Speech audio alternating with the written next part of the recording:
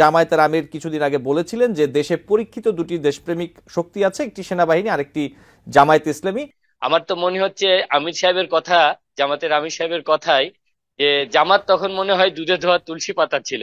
তখন সেই জামাতেরও মনে হয় ভূমিকা খুব ভালো ছিল। মাননীয় প্রধান উপদেষ্টা সাহেব ইতিমধ্যে নিশ্চিত করেছেন যে এই বছরের শেষ নাগাদ অথবা আগামী বছরের প্রথম 6 মাসের মধ্যে নির্বাচন হবে। তো আমরা তার উপরে আশা রাখতে পারি।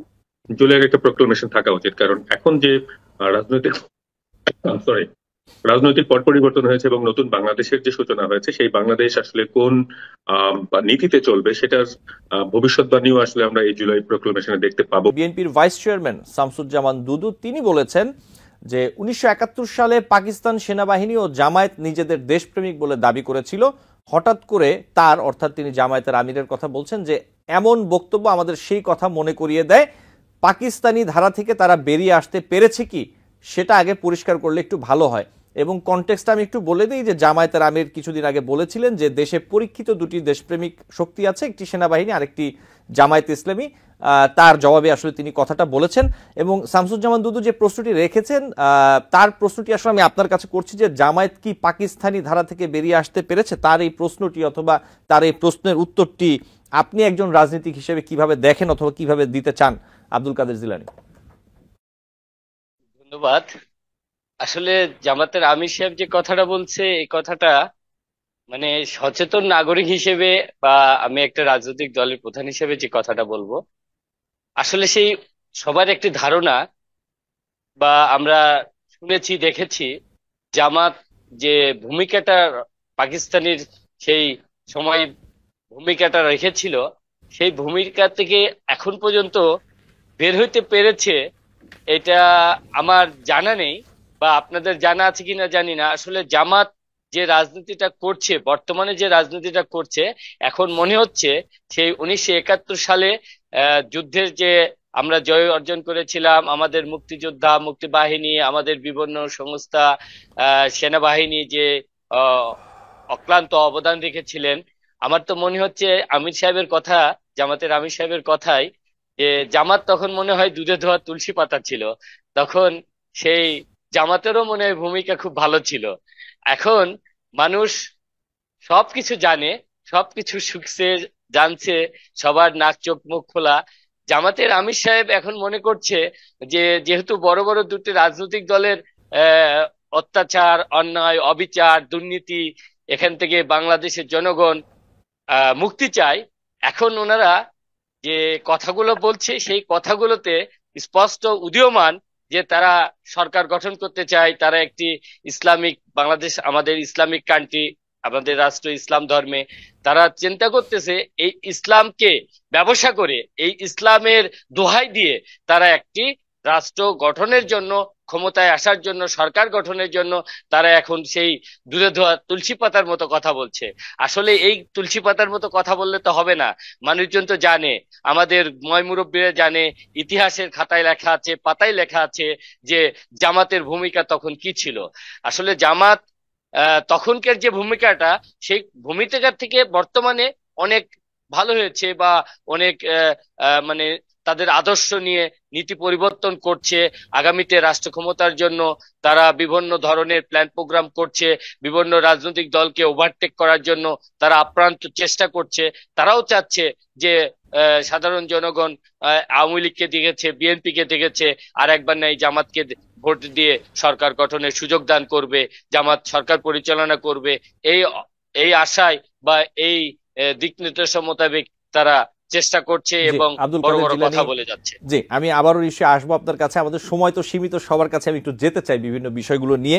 আমি একটু রাকিব হোসেন আপনার কাছে আবার একটু আসি। আহ, এই যে যখনই নির্বাচনের কথা আসে আমরা দেখি যে ছাত্র আন্দোলনের পক্ষ থেকে অনেকেই বলেন যে নির্বাচনের জন্য জুলাই অভ্যুত্থান হয়নি। এই ব্যাপারে আপনি কি বলবেন? জুলাই অভ্যুত্থান কি নির্বাচনের জন্য হয়েছে? না ভাই, এখানে একটু কারেকশন করেন। শুধুমাত্র নির্বাচনের জন্য জুলাই অভ্যুত্থান হয়নি, আমরা বারবার এই কথাটা বলছি। কারণ হচ্ছে নির্বাচন একটি গণতান্ত্রিক প্রক্রিয়া, তার পক্ষে আমরা সবসময় আছি।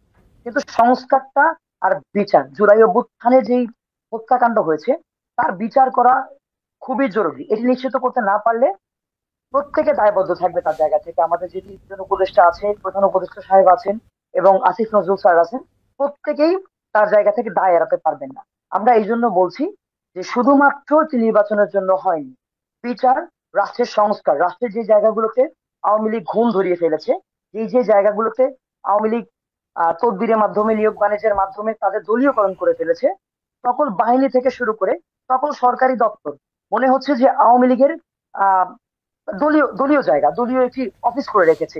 তো সেই জায়গাতে আমরা সংস্কার চাই, বাংলাদেশপন্থী মানুষ আমরা সেই জায়গাগুলোতে চাই বিচার, সংস্কার, এবং তারপরে আমরা নির্বাচন চাই। নির্বাচনের বিপক্ষে আমরা কেউই নেই। জি, রাকিব হোসেন, ঠিক এই জায়গাটাতেই নির্বাচন কমিশন থেকে আজকে যেটা আমি কিছুক্ষণ আগে অনুষ্ঠানের শুরুতে বলছিলাম, যে বলা হচ্ছে যে ডিসেম্বরের শেষে অথবা জানুয়ারিতে নির্বাচন অনুষ্ঠিত হবে অথবা হতে পারে, যেটি বলেছেন নির্বাচন কমিশনার।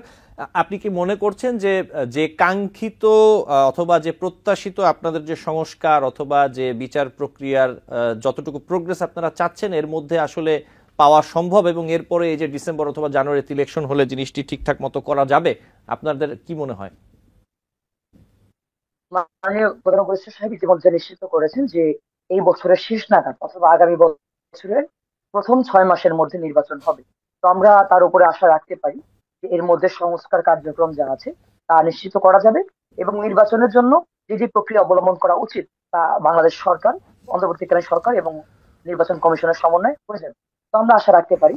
আর এদিকে যদি 2-1 মাস এদিক সেদিক হয় সেটা হতে পারে সরকারের বিষয় এবং নির্বাচন কমিশনের বিষয়। তো আমরা আশাবাদী যে গণতান্ত্রিক প্রক্রিয়ায় সকল দলের অংশগ্রহণে একটি নির্বাচন, সুষ্ঠু নির্বাচন হবে। জি, আপনাকে ধন্যবাদ। মাজার মিলন, আমি একটু আপনার কাছে আসি।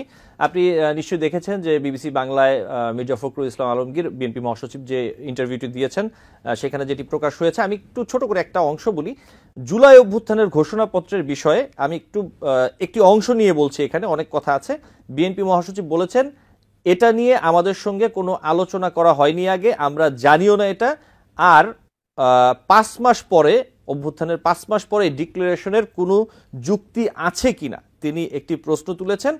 এবং এর সাথে আরেকটি বিষয় যেটা বিএনপি মহাসচিব বলেছেন, যে তার কাছে, বিএনপি মহাসচিবের কাছে কেন জানি মনে হয়েছে যে একটা পক্ষ 71কে একটু পেছনে রাখতে চায় এই অভ্যুত্থানের ঘোষণাপত্রে।